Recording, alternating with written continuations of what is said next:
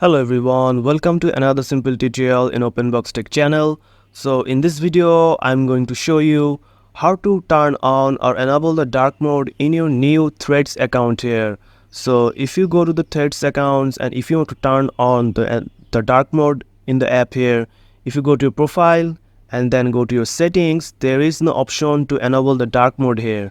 So don't worry guys, you can also enable the dark mode in this app here.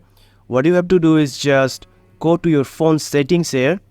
So it doesn't matter if you have an iPhone or Android here. In my case, I have an Android phone here. So if you have iPhone here, you just have to go to your phone settings and go to the display option here.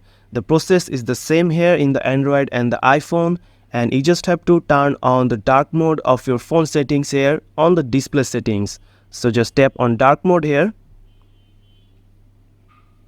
And when your phone is turned on to dark mode here, you just have to go to your Threads account again.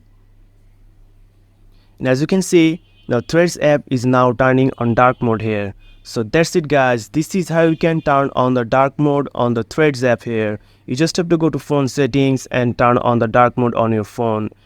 It's always work for the iPhone and Android here. So if you found this video helpful, please subscribe to this channel and thank you for watching.